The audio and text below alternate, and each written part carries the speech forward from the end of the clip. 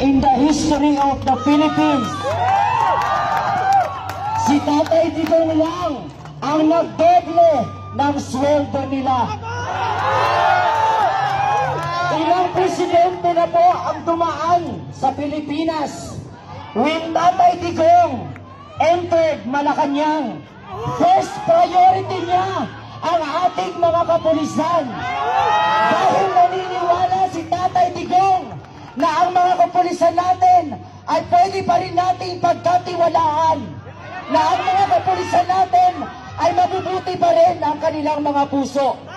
Kaya sa totoo lang mga kababayan, naawa po ako sa mga pulis na nakatayo ngayon. Dahil alam ko na kung hindi sila pulis, kasama natin sila nakikipagbaka ngayon. Alam natin na sa loob ng kanilang puso mabigat dahil gusto nilang ipaglaban si Tatay Digong. Pero wala silang magawa dahil kapag sila ay sumuway sa kanilang chief PNP, wala silang ipapakain sa kanilang pamilya. Gusto ko lang i-remind lahat po ng mga Pilipino sa buong mundo, wala na po tayong tiwala sa media ngayon. Ang ABS-CBN, ang GMA, wala na. Hindi na nila binabalita ang nangyayari ngayon. Kayong mga vlogger, kayong mga ordinaryong mamamayan, kayo na nagla-live ngayon, kayo na nakikita sa buong mundo, iparating natin sa buong mundo na kaya natin pabagsakin ang another Marcos. It is not the first time. It is not the first time in the history of the Philippines na meron tayong presidente pinatansik. Hindi lang isa, hindi lang dalawa, hindi lang tatlo, at posibleng may pang-apat pa. Ako po ay isang proud Mindanaoan. Nanggaling po ako sa hirap. Ngayon po ay nanggaling pa ako sa Laguna. Kanina po, habang ako ay nasa opisina, hindi po ako makapagtrabaho ng maayos. Dahil awang-awa ako sa presidente na walang ibang ginawa kundi nagmahal sa Pilipinas. Awang-awa ako sa presidente na binigay ang buhay para sa mga Pilipino. Awang-awa ako sa presidente na kayang magpakulong ng sarili niya para sa kinabukasan ng mga anak ninyo, ng mga apo ninyo, at ng kinabukasan ng bawat Pilipino.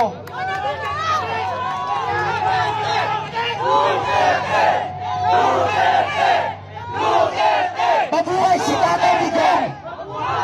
Mabuhay si Tatay Digong! Mga kababayan, sa ngayon po, si Tatay Digong ay nasa himpapawid na. Ang dalangin po natin ngayon sa mga kababayan natin, sa mga kapatid nating Muslim, sa mga kapatid nating Kristiyano, magkaisa po tayo. Ipanalangin po natin ang kaligtasan ng ating minamahal na si Tatay Digong. Ang kinabukasan po ng Pilipinas ay kinabukasan po ng ating mga anak. Hindi pa po tayo tapos. Hindi pa nauubos ang Duterte. Hindi lang si Tatay Digong ang nag-iisang Duterte. Nandyan pa si Bibi Inday Sara. Nandyan pa si Mayor Baster.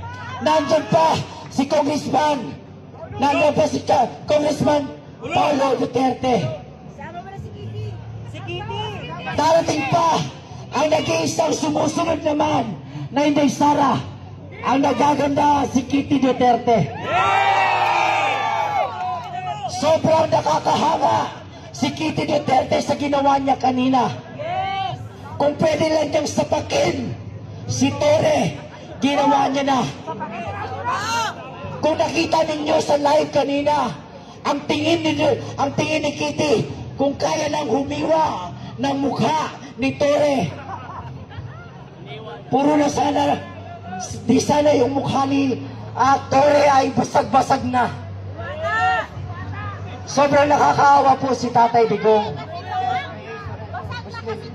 Mga kababayan, muli po, hindi pa po tayo natatapos dito. Please, stay vigilant. Maging mapagmatsyag po tayo. And be open. Lahat po ng nanonood sa live ngayon, I am talking to all of you. Please, help us share the live right now. Isigaw po natin sa buong mundo. Wala pong karapatan ang ICC dito sa Pilipinas. Matagal na po tayong nag-withdraw sa ICC. Meron po tayong justice system na umiiral dito sa Pilipinas. Why do we need other country, other jurisdiction, other people, other nationality to take care of our judicial system?